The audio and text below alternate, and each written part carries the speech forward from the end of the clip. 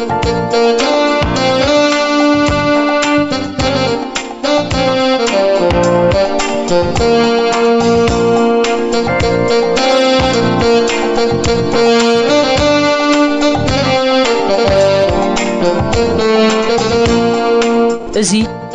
አገልግሎት ድምጺ ሰላምና እዩ አገልግሎት ሬዲዮ ሰላምና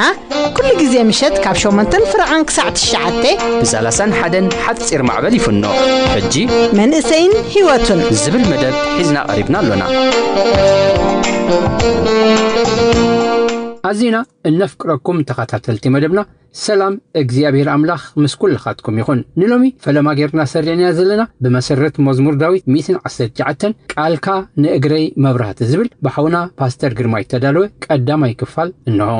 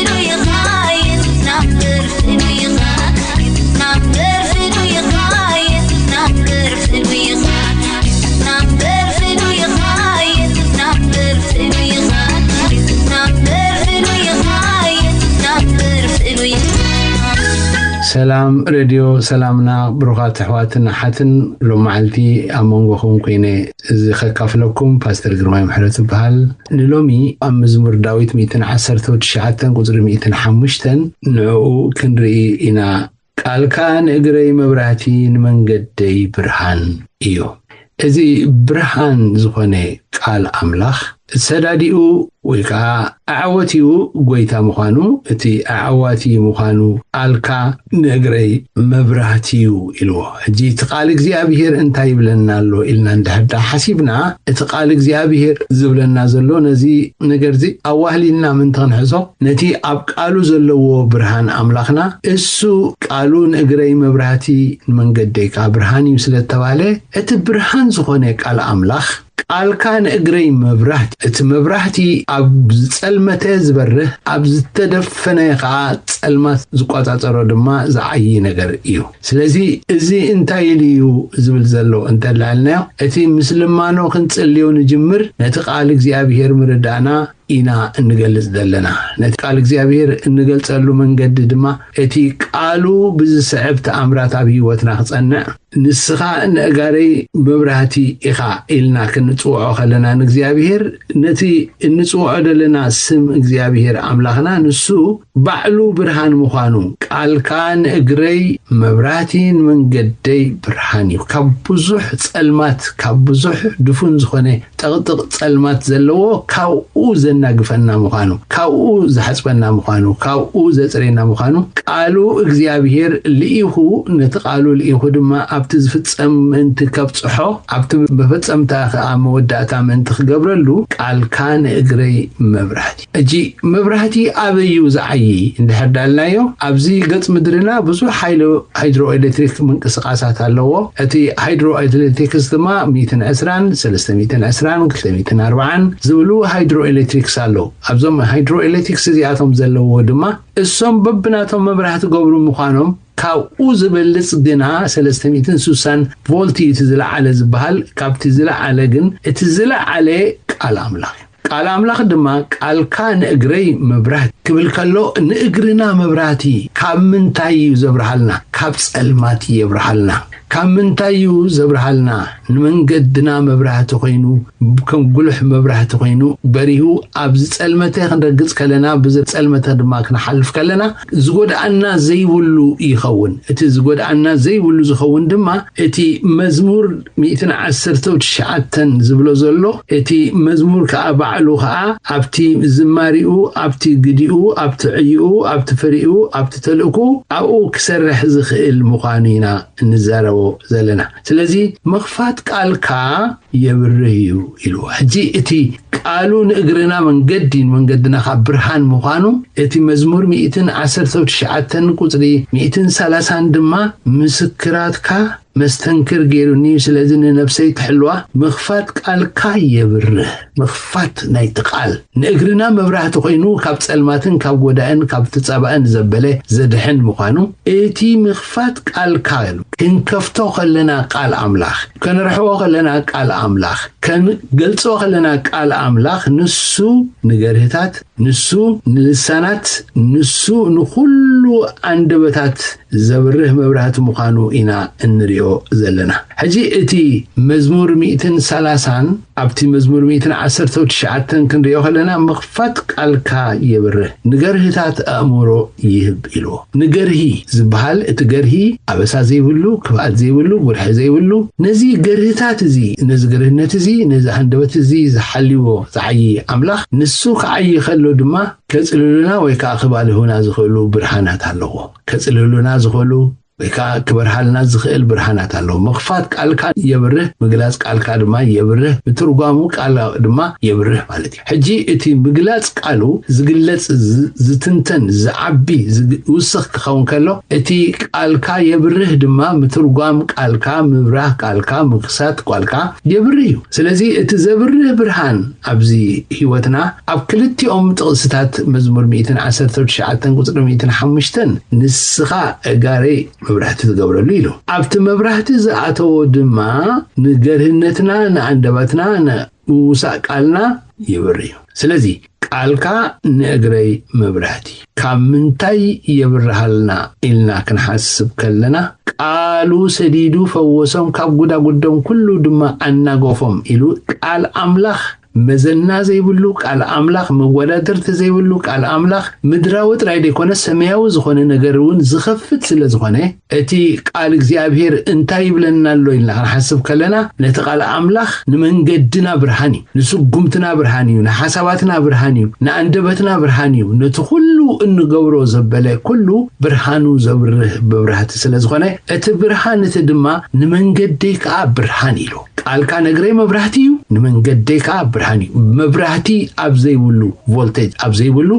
ብርሃን ኣብ ጸልማት ዘብርህ ብርሃን እዩ ኣብ ጸልማት ዝተደፍነ ዘበለ ቀሊዑ ዘውፅእ ስለ ዝኾነ ቀሊዑ ከውፅእ ከሎ ድማ ነቲ ቀሊዑ ዘውፅኦ ጸልማት ንዑ ቀንጢጡ ብብርሃን ኣብሪሁ ደጉሑ ገሊጹ ዝመርሖ ስለ ዝኾነ እቲ ምምርሑ ድማ ኣብ ህይወትና ነቲ እንሪኦ እንፈልጦ ዘይኮነሲ መኽፋት ቃልካ የብርህ እዚ ቃል ኣምላኽ እዚ ክንከፍቶ ከለና እዚ ቃል ኣምላኽ እዚ ክንርሕቦ ከለና ክንገልጾ ከለና ንገርህነትና የብርህ እዩ ንገርህታት ኣእምሮ ይህብ እዩ ቃል ኣምላኽ ልዑል እዩ ክንብሎ ከለና እቲ ልዑል ቃል ኣምላኽ ንሱ ኣብ ህይወትና ብርሃኑ ኣብሪሁ ነቲ ብርሃኑ ድማ ገሊጹ ዝኸይድ ስለ ዝኾነ ነቲ ዝገልጾ ብርሃን ኣብሪሂና ምንቲ ክንሪኦ ኣባይ እንተጸናዕኩም ቃለይ እውን ኣባኻትኩም እንተሓደረ እትልምንዎ ዘበሎ ትልምኑ እሞ ይኾነልኩም ኢሉ إلونا له إزي أب مدري خلنا أب مدري خن ملالس كلنا أب مدري خن عي خلنا أب مدري خن سرح كلنا أب مدري ولا نقدر كنقبر كلنا أباي أنت صنعكم قال أملاخ أب هوتنا كتصنع أب هوتنا كأخسرح أب هوتنا دما كعي مع صوم سكفتنا له علينا بخاتكم أنت حدرة إلنا له حدري سفرعي حزيو تسفرقو زحتو زبالة دما نعقو كنملء كلنا التدلي وزبالة تلمنمو يخون لكم إلو سلازي أباي انت تصنعكم اتي مخفات قال كاي بريه تبهله أبقوخن تصنع كلنا أبقوخن حتم كلنا أبقوخن ملاء كلنا كم معلتي إنا وسخنا اللوخن كيد كلنا قال كام سرخبكو بلعكو بسمكات السميمو في الساعة ونني تبهيلو سلازلو أباي انت تصنعكم قالي ون أباخاتكم انت حدره التلمن وزبالة تلمنمو يخون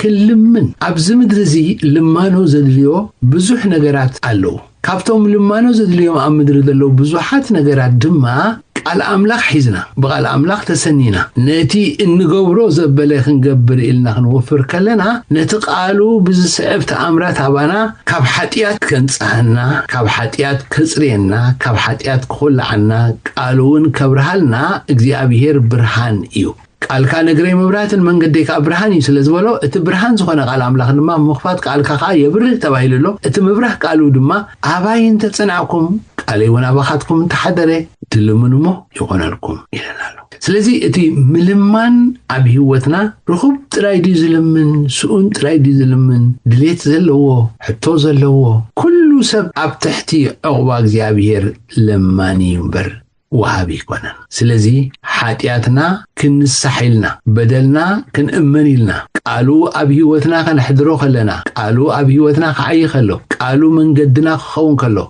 كم تمزمور 243 قصري 10 نسخة أملاخي إخامو مقبار فقد كام هارني سناي منفس كابونع من قدي يمرحني إلو سلازي أبتي زتوهل لدلو حسابات كابت مزمور 219 قصر 205 كابت مزمور داويت 219 230 زلو إزي مزمور 243 قطر 10 دما نسخة أملاقي إخا أمو مقبار فقد كام حرني سناي منفس كابونع من قدي يمرحني اتم سناي منفس نت مقبار فقعدو زمهركا لتاتخدلا من قدي زريكا سلازخوني اتسناي منفس بقنع من قدي يمرحني إلو بقنع من قدي مرح قلنا كاب انقفاتن كاب اندبتاو شقراتن كاب كلو هندبتاو ايوتات كلو زبال حنا نقر كوينينا نرخبو سحاق فنا كوينينا نرخبو دحلونا كوينينا نرخبو زخب كبنا كوينينا نرخبو سلازي أملاخ فقعدو نقبر يحتنا اتي فقعدو نقبر سحتنا أملاخ دما نسخة أملاخي إيخا أمو مقبار فقعد كام محرني سناي منفس كابقنع من قدي يمرحني سلازي إذا سناي منفس إذي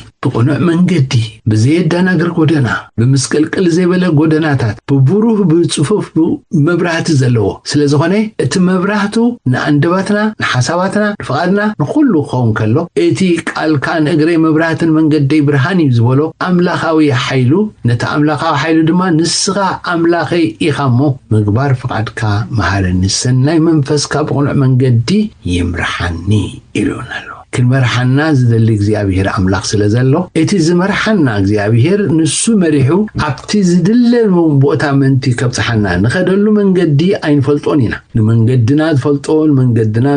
ዝቋመቶን መንገድና ኩሉ ዝጸባጸው ግን አምላክ ባዕሉ ስለዝኾነ በዚ አምላክነት እዚ ተደግፍና በዚ አምላክነት እዚ ተታሒዙ ውሽጥና ክንከይድ ዝገብረና ኳን ተኾነ እቲ ዝገብረና ገና እዚ ኣብ ቅድሚ እቲ ሁሉ ዝኽእል كدهنا فلتت حقيق متس زفتو እግዚአብሔር መድኃኒና ጽቡቁን ቅቡልን እዩ ኢልናሎ ጽቡቁን ቅቡልን ዝኾነ ጽቡቁን ቅቡልን ምፍላዩ ዝሸግረና ምልላዩ ዝሸግረና ከውን ኸሊና ሰባት ስለዝኾነ ግን እዚ ኣብ ቅድሚ ሁሉ ሰብ كدهن نفلتت حقيق متس زفتو እግዚአብሔር መድኃኒና ጽቡቁን ቅቡልን እዩ ኣብ አምላኽ ቅቡል ኣብ አምላኽ ዝተዳለወ ኮይኑ ክንረኽቦ እንኽእለሉ እቲ ኣብ ቅድሚ ኩሉ ሰብ كدهننا دهينة إلنا كنمسكر دهينة إلنا كنواسع دهينن مدحنن دي مدحنن كنفلالي كنكلكلنا كل ሰብ ክድሕን እዩ ኣምላኽ ፍቓዱ ናብ ፍልጠት ሓቂ ክበጽሕ እዩ ኣምላኽ ፍቓዱ ድንጋጼ ናይ ጸሎትና ኣብቲ ክንጽሊ ዘብጽሐና ኣምላኽ ስለ ዝኾነ ድቃስና ሰዊኢና ንጸሎት እንፍለየሉ ግዜ ድቃስና ሰዊኢና ንብልዕና እንስዋሉ ግዜ ድቃስና ሰዊኢና ንስራሕና ንሰርሓሉ ግዜ እዚኦም ኩሎም ኣብ ዕለታዊ መንገድና ኩሉ ግዜ ከም ልምዱ ኮይኑ ይምድራዩ ድቃስና ሰዊኢና ንጸሎትና ስለ ክንፈልኽ ኣለና ግና እቲ ዝዓበየ ሓይሊ እዩ ኣብኡ ዘሎ ምክንያቱ እቲ ንስኻ ኣምላኸይ ኢኻ እሞ ምግባር ፈቃድካ መሃረኒ ሰናይ መንፈስካ ብቁኑዕ መንገዲ ይምርሐኒ ስለተባለ እቲ ዝመርሕ ኣምላኽ እቲ ዝመርሕ ጎይታ ክመርሐና ከሎ ኣበየና እዩ መሪሑ ዘብጽሐና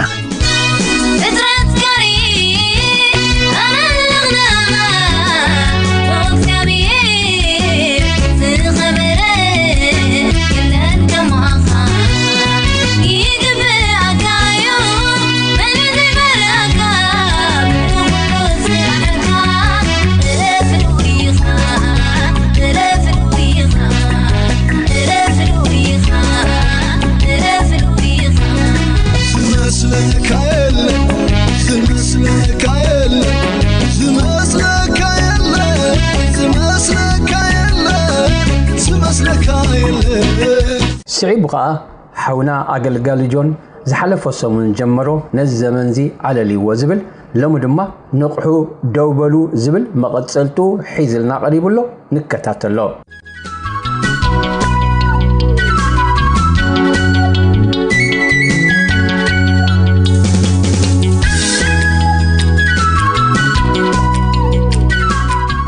سلام تختاتلتي راديو سلامنا كمل لكم أنا أقلقالي حوكم يوحنسي نريو قال أملاخ مستوعل زمنات زبليك خون كم فقاد أملاخ نزغتسل كنيات بزمدب زي حبيرنا خرينا تنكند زبلكون نقرات نقحو يبلنال سلازي سمدخ قبرالو انت رأي الناس نتقنيات كنردو نتن معلتات نتزمنات كنستباهلون تداخوينا كنستباهلون كابزد لنا نجر حدا منقحد لنا جناخه مسنقحو كابدك قاسي مستبرابركو جن انتاي زخون زلو ات معلتات انتاي يمثل اتقنياتو انتاي يمثل زي كستباهلو خيلي زي كرداني خيلي حد غزين نجرات نهبو ترجم ننبينو خوني خيل برهان يندابلكوس صلمات كخوني خيل زنتاي مالتي برهان زبره يمثلني جناخه بحلمي كخوني خيل تزي استباهيلس بزح نجرات كخوني خيلي مالتي سلازي نقح مسبلن مصحف قدس انتاي دما يبلك تنس مسبلني كريستوس كبرهلكاي يبلن دب انت دا نقيحه مسنقحو እግዚአብሔር እንደخ ገብረለይ ወይ ድማ ክርስቶስ ብርሃን ከገብረለይ ሕጂው ምንቃሕ ካብቲ ዘይንፈልጦ ካብቲ ዘይንቆጻጸሮ ህልውነት ወፂና እንታይ ምዃኑ እንታይ ክኸውን ከም ዘሎ ምስተባሃሊ ይለለኹ ስለዚ ክርስቶስ ድማ ከብረሄልካ ዝብል ቃል ድማ አለ ክርስቶስ ከብረሄልካ ይኽብለን ከሎ ብርሃን እንታይ ማለት እዩ ክርስቶስ ከብረሄልካ ይኽብለን ከሎ ብርሃን እንታይ ማለት ብርሃን ማለት ሓደ ከንፈልጦ ዝግበአና ነገር በሪሁ ወይ ብርሃን ኮይኑ እንተዳይልና ነቲ ነገር እንታይነቱ ብዝግባእ ምፍላጥ ብዝግባእ ክንርድኦ ምኽኣል ማለት እዩ ብርሃን ኮይኑ ክንብል ከለና ሓደ ነገር ንኣብነት ጸልማት እንተዳ ኮይኑስ ኣብቲ ጸልማት እንታይ ይኸውን ከም ዘሎ ኣነ ከመይ ክኸይድን ከመይ ክንቀሳቀስ ከም ዘለኒ ኣይፈልጥኒ ንኣብነት ኣብ ዕጹው ገዛ እንተዳ ሃለ ሞድማ ጸልማት እንተዳ ኮይኑ እቲ መውጽኢ ወይ ድማ ኣፍ ደገ ናይቲ ገዛ እቲ ዘሎ ሁሉ ኣነ ከበይ ክወጽእ ከም ዘለኒ እንታይ ክረግጽ ከም ዘይብልኒ ኣይፈልጦኒ ጸልማት ስለ ዝኾነ ስለዚ እንታይ ኣሎ እንታይ የሎን ኣይፈልጦኒ እንተ ደኣ ብርሃን በሪሁለይ ግን እቲ ኣፍ ደጉ ንጹር ገይረ ክፈልጦ እንታይ ከም ዘሎ ነቲ ዘሎ ነገራት ክርድኦ ዝገብረኒ ብርሃን ብርሃን ተዘይሃልዩ ግን ኣብ ቅድመይ ዘሎሲ ሰብዲ ሓዲ ዝኾነ ነገር ዲ እንታይ ከም ዘሎ ክፈልጥ ኣይክእል ስለዚ ብርሃን እንታይ ይገብረኒ ነቲ ነገራት ብትክክል ክርድኦ ይገብረኒ ማለት ስለዚ መጽሓፍ ቅዱስ ክርስቶስ ከብረሄልካ ይኽብለኒ ከሎ ኩሉ ነገራት እንታይ ይኸውን ከም ዘሎ ወይ ድማ እንታይ ከም ዝኸውን ኣነ ድማ እንታይ ክገብር ከም ዝኽእል ክፈልጥ ዝኽእለሉ ዕድል ክረክብ ማለት ወይ ድማ በረኸት ክረክብ ማለት ስለዚ ኣንታ ዝደቀስኻ ንቃሕ ድሕሪኡ ተስእ ክርስቶስ ድማ ከብረልካ ይኽብለኒ ከሎ ነገራትሲ እንታይ ይኸውን ከም ዘሎ ከይፈለጥካ ዝኸውን ነገር የለኒ ስለምንታይ ክርስቶስ ስለዘብረህልይ ክርስቶስ ንኸብረህልይ ግን ኣነ እንታይ ክገብር ኣለኒ ክነቅሕ ክኽእል ኣለኒ ነቂሕ ድማ ክትሳእ ኣለኒ ምስተሳኹ ንእግዚአብሔር ክልምኖ ደ ንእግዚአብሔር ክምሕፀኖ ደ እግዚአብሔር ድማ ብክርስቶስ ኢየሱስ ብርሃን ከብረህልይ ብርሃን ምስ በርህልይ ድሕሪኡ እንታይ ብለኒ መጽሐፍ ቅዱስ ቅንያቱ ክፉ ይብለኒ ሕጂ ቅንያቱ ክፉእ ከም ዝኾነ ዝፈለጥኩ ስለ ዝነቃሕኹ እቲ ቅንያት ክፉእ ከም ዝኾነ ዝተረዳእኹ ስለ ዝተንሳእኹ ስለዚ ተንስኤ ነቂሐ ክትንስእ ከለኹ ቅንያቱ ክፉእ ከም ዝኾነ ተረዲእ ኣለኹ ሙዳ እተን መዓልታት ቅንያቱ ክፉእ እንተደኣ ኮይኑ እንታይ ክገብር ኣለኒ ኢለ ክሓስብ ከለኹ መጽሓፍ ቅዱስ ከም ለባም ደኣ እምበር ከም ዓሻ ይትኹን ይብለኒ ማለት ሕጂ ልባም መስተብሃላይ እንታይ ማለት ልባም ንብሎ ወይ ድማ ለባም ዘብሎ ነገር እንታይ ተዳኢልና ምልባም ብሓፂር ክንትርጉሞ እንተደኣ ኮይና እቲ ክንገብሮ ዝግባአና ነገር ብዝግባእ ምርዳእ ማለት ልባም ንብሎ ሰብ ወይ ድማ ጠቢብ ንብሎ ሰብ እንታይ ማለት በዘጋጣሚ ክልተ ነገራት ትርጉም ቀዱለይ እሞ ተንክልተ ነገራት ክዛረብ ፍልጠት ማለት ሓደ ነገር ምፍላጥ ማለት እንታይ ከም ዝኾነ ምርዳእ ወይ ድማ እቲ ነገር ከመይ ከም ዝኾነ ምርዳእ ማለት ክኸውን ከሎ ፍልጠት ማለት ጥበብ እንተዳኢልና እንታይ ማለት ናይ እቲ ዝፈለጥናዮ ነገር ግብራዊ ክንገብሮ ዘኽእለና ክእለት ምርካብ ማለት ገለ ፈላጥ እንተዳኢልና እንታይ ከም ዝኾነ ነቲ ነገር ተረዲእሎ ማለት ናይ ገለ ፈላጥ ይኽንብል ከለና እቲ ነገር ከመይ ከም ዝኾነ ተረዲእሎ ማለት ናይ ፍልጠት ክንብል ከለና ጠቢብ ክንብል ከለና ግን እንታይ ማለት ናይ እንታይ ክገብር ከም ዘሎ ተረዲእሎ ማለት ናይ ሕጂ መጽሓፍ ቅዱስ ምስታ ለባም ኩን ክብለኒ ከሎ እንታይ ማለት ነቲ ዝፈለጥካዮ ፍልጠት ሲ ኣብ ህይወትካ ግብራዊ ከግብረካ ዝኽእል ክእለት ርከብ ማለት ሕጂውን ንኣብነት ከብርሃሞ ናይ ጥበብ መጀመርታ እግዚአብሔር ምፍራሕ ይብለና ስለዚ እቲ ልባም ዝኾነ ሰብ እንታይ ይመስል እንተዳኢልናስ ንእግዚአብሔር ክፈርሖ ከም ዘሎ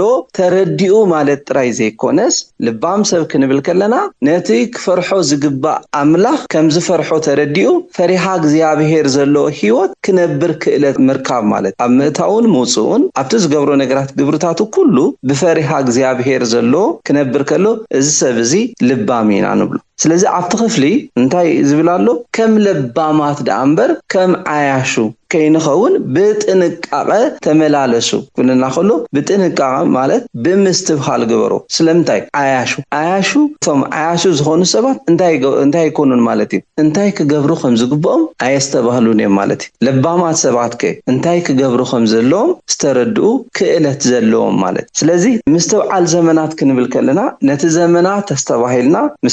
ምስተባህልናዮ ድማ ነቲ ግዛዕ ዓዲግና ከም ፈቃድ ኣምላኽ ንኽብሪ ኣምላኽ ንረብሓ ደቂ ሰባት ንረብሓና ክንነብር እንተደኣ ኮይና ካብ ዘድልየና ነገራት እንታይ እንተዳኢልና ልባማት ክንከውን ከም ዘለና መጽሓፍ ቅዱስ ይነግረና ማለት ልባማት ኩኑ እታ ልባም ዝበልኳ ቀድም ኢለ ዘብራህኳ ምስቲ ጥበብ ብዝብል ገሊጽ ያዝነርኩ ማለት ልባም ማለት ሲ እንታይ ክገብር ከም ዘሎ ዝተረድአ ማለት ተረዲኡ ግብራዊ ዝገብሮ ኣብ ህይወቱ ግብራዊ ዝገብሮ ንሱ ልባም ሰብ እንታይ ምዃኑ ስለ ዝተረድአ ጥራሕ ኣይኮነን ነቲ ዝተረዳእናዮ ነገር ነቲ ዝፈለጥናዮ ነገር ኣብ ህይወትና ግብራዊ ንገብረሉ ክእለት ዝረኸበ ሰብ ንሱ ልባሚ እንዳፈለጠ ኣብ ህይወቱ ግብራዊ ክገብሮ ዘይከኣለ ሰብ ድማ ንሱ ዓሻይ ዝሓሰባት ተስተባሂልኩም እንተደኣ ኮይንኩም ይፈልጥዮም ንሕና ሓደ ግዜ ንጋገ ስለ ዘይፈለጥና ይኮንና ንጋገ እንዳፈለጥና እውን ንጋገ እንዳፈለጥና ስለምንታይ ተጋጊና ክንብል ከለና ከመይ ግብራዊ ክንገብራ ከም ንኽእል ክእለት ዘይምርካብና ይዘጋጊና ዘሎ ክእለት ዝረኸበ ከመይ ክገብር ከም ዘለዎ ዝተረድአ ሰብ ክእለት ዝረኸበ ሰብ ንሱ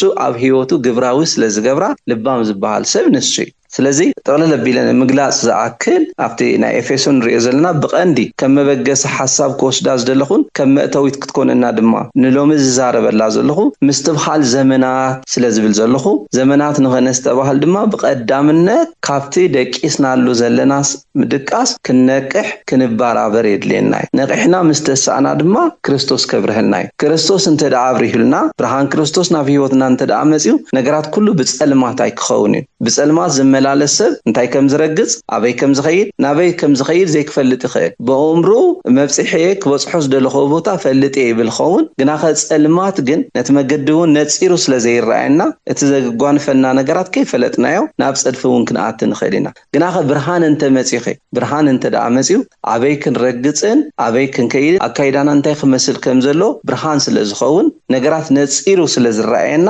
ኣካይዳ ድማ ብምስትብሃል ንኽንገብሮ ቀሊል ይገብሮ ማለት ስለዚህ እዚ ክብለና ከሎ ንምንታይ ምስትብሃል የድለና እንተ ምስ በርህልና ክሪኦ ከለና እቲ ቅንያት ክፉእ ኮይኑሎ ማለት እቲ ቅንያት ክፉእ እዩ ዘሎ ማለት ስለዚህ ኣብቲ ክፉእ ተባሂሉ ተገሊጹ ዘሎ ቅንያት ከመይ ክንመላለስ ከም ዘለና መጽሓፍ ቅዱስ ክነግረና ከሎ ደሞ ቅንያቱ ክፉእ ስለዝኾነ ከም ልባማት ዳ እምበር ከም ዓያሶይ ትኾኑ ክብለና ከሎ ልባማት ኮይና እዚ ማለት ደጊመ እንደ ዛረባ ዘለኹ ልባም ምዃን ማለት እንታይ ክንገብር ከም ዘለና ተረዲእና ግብራዊ ምግባር ማለት እንጂ እታ ዝፈልጣ ነገር እታ ዝተረዳኣ ነገር ግብራዊ ክገብራ ዘይከኣለ ሰብ ንሱ ዓሻ ሰብ እዩ ማለት እታ ዝተረዳኣ ሰብ ኣብ ህይወቱ ግብራዊ ክገብራ ዝከኣለ ሰብ ድማ ንሱ ድማ ለባም ሰብ ንብሎ ማለት ስለዚ ቅንያቱ ክፉእ እዩ ምስ በለና ሙንታ ክገብር ሕጂ እንተላይልና ነቲ ግዜ ዓድጎ ኢልና ግዜ ምዕዳግ ማለት ሞኸመይ ሰልደው ጽየደ ክዕድጎ ነቲ ግዜ ሽየጥ ስለዘይኮነ ግና ክንታይ ዝብለና ዘሎ ተን መዓልታት ብጥንቃቄ ከመይ ክኸይድ ከመይ ክወጽእ ከመይ ክኣቱ ከም ዘለኒ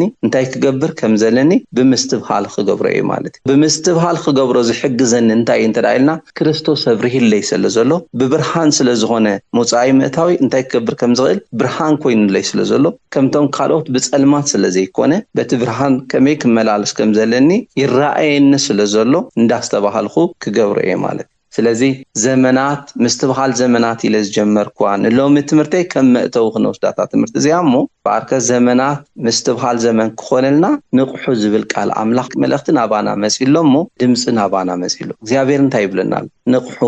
ንቑሑ ዝብለና ኣሎ አንታ ዝደቀስካ ንቃሕ ስለዚ ኣብ ድቃ ስለዘለና ምስ ነቃሕና ድማ እንታይ ክንገብር ከም ዝግባአና መጽሐፍ ቅዱስ ክነግረና ከሎ ክርስቶስ ብርሃን ስለዘብረህልካ ብብርሃን ስለዝኸውን ነገራት ኣብ ጸልማት ኣይክኾነካኒ ስለዚ ንስኻ ከም ልባም ዳ እምበር ከም ዓሻ ከይትኸውን ይብለኒ ስለዚ ከምታ ልባም ማለት ድማ እንታይ ማለት ደጊመ ዝገልጻ ዘለኹ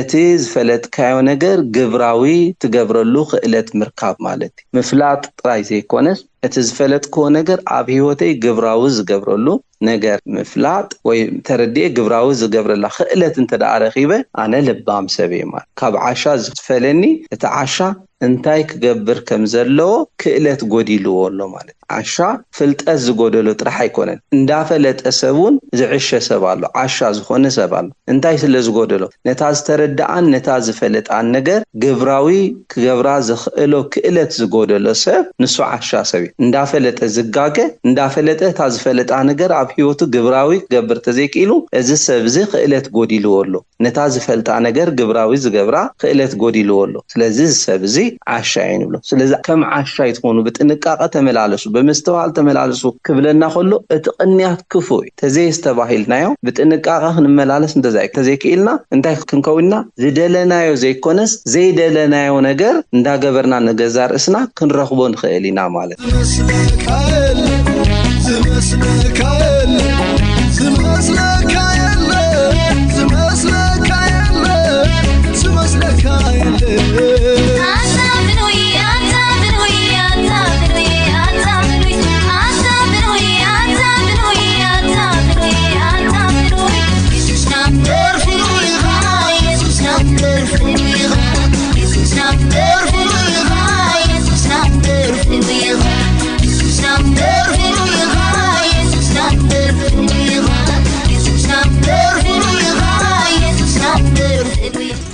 ክቡራት ሰማዕትና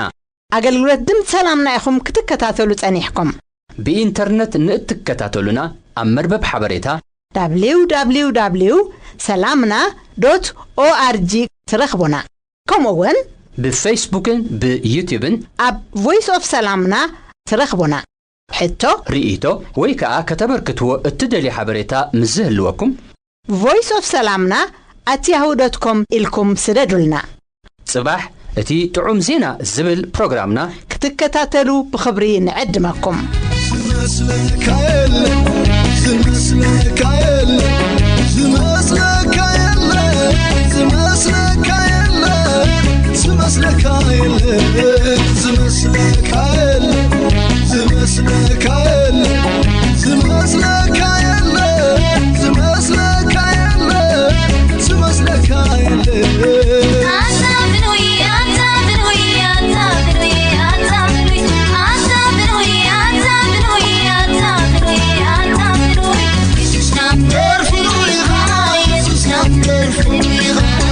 It's not there for you, it's not there for you.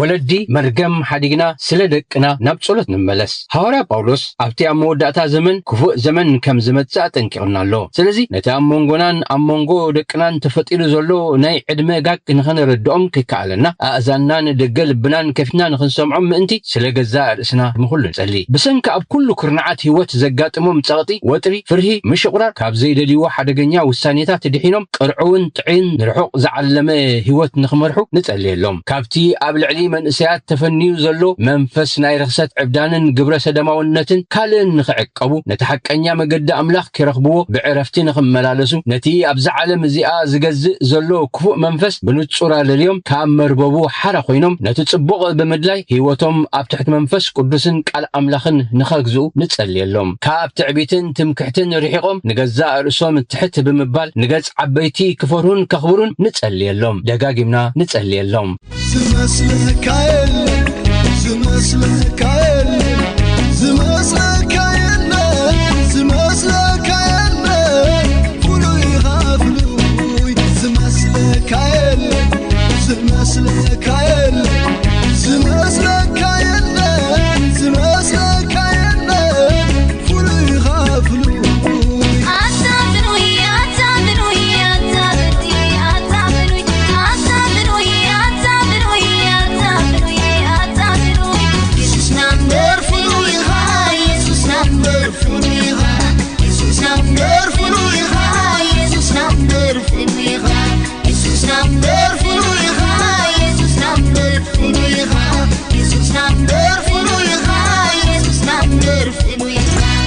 Jesus, not